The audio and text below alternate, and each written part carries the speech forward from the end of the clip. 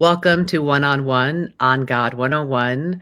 Yes, Big Brother fans, you recognize Lisa from the last installment of Big Brother. What you may not know is that Lisa lost her family home in the Palisades fire here in Los Angeles recently. Lisa, how are you as we record this? I am okay today, but I am sad and I am grieving, and I'm just grateful that we are all here and that we are all safe. Now, as we are recording this conversation, it is Friday, January 24th. So you have known for two Mhm. weeks now, right? Can you Yes. describe the stages of grief and what you and your parents, because this was the house you grew up in, your Mhm. parents were living there. Thanks be to God, they're alive and resilient and well. Can you talk us through the stages you went through to get us to where we are today? Yes. So initially, I got the news from my mom. She called me, she gave me the facts and said, our house burned down. And I was very quiet, in shock, digesting the news that she had just given me. And the shock happens in a crazy way, especially when the unimaginable happens. And the only things I could think about when she told me were my stuffed animals, my family photos, and Miley Cyrus and her house burning down. Those were the only things in my mind. You know what? It sounds crazy, but it makes perfect sense because when you are hit with the unimaginable, you don't know how you're going to react. And it's not like how you see on the films, right?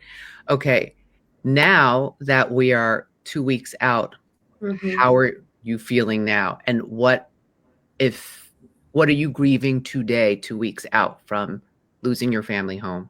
Yeah, it comes in waves. I am grieving the small things that pop up of, wait, do we have that? And then you're like, no, that's gone. The concept of gone, it's just gone.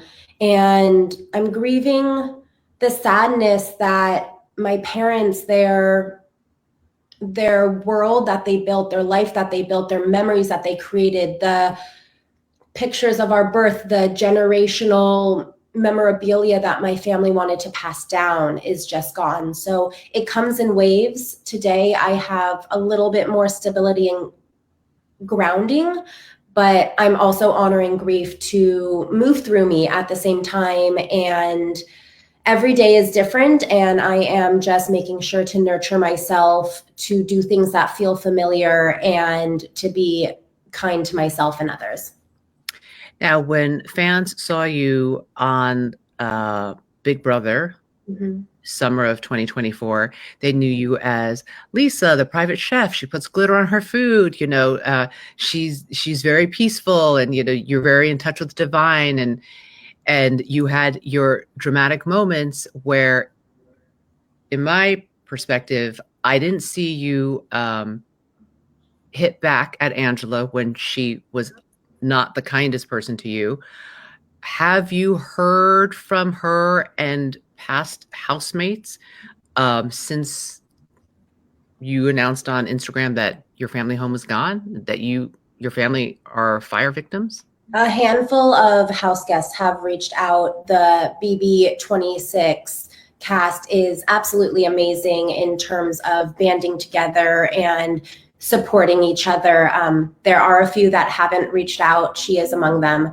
And I am just grateful for the people that have. Leah and Chelsea and Brooklyn were the first people to reach out. Tucker and Rubina have also done fundraisers and hands-on work, which has been amazing. And a few people have donated. T-Core has put my GoFundMe for my community on her page. So the kindness and love of the BB26 cast is amazing in the real world, outside of the house. No matter what we might endure, we are real people on the outside, and how people come together is really beautiful.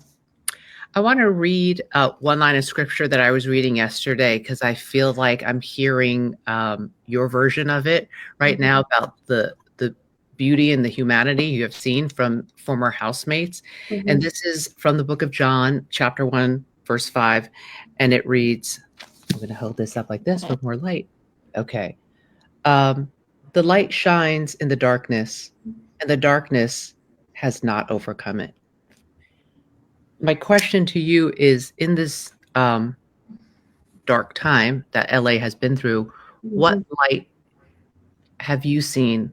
What signs of humanity and hope have kept you going and maybe even surprised you? The community is amazing. The willingness for people to be selfless during this time and give what they have to people that had their lives, that had a lot, and a lot is more than nothing.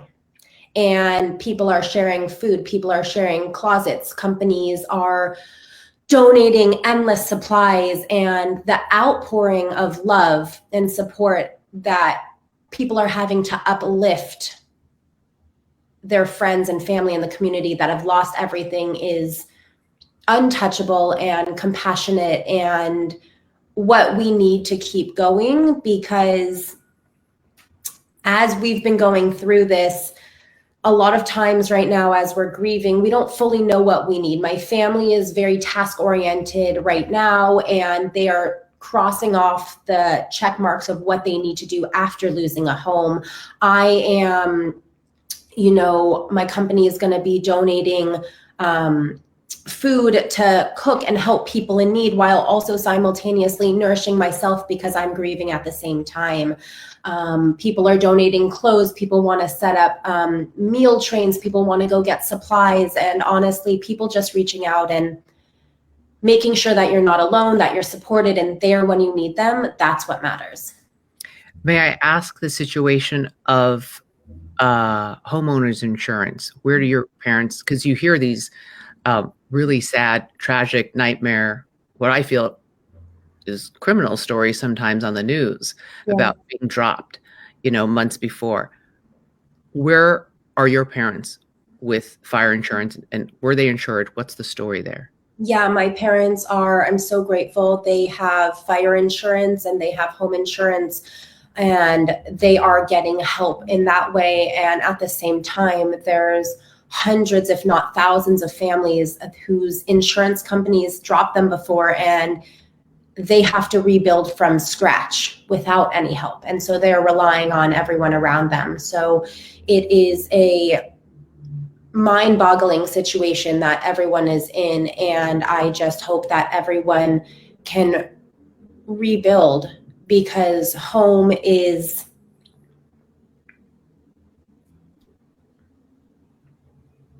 where the heart is right now for all of us, because our physical homes have been taken away. So I hope that everyone's home can be rebuilt and full of that same love that they brought into the first one that they had. You mentioned the good work that your company is doing. Can you give a plug to the name of your company and tell us more? Yeah, Plates by Lisa is my catering company, and I nourish people with food. A lot of my clients have lost their homes. A lot of my community members need our help, and what I can offer in terms of my vulnerability and my story is also food during this time. So I will be cooking along with teammates and volunteers from my community to feed some of the community during this time, firefighters, families that need it at donation centers, and just find people that need the same amount of nourishment that I do. Has going through this changed you? 100%. Tell me about that.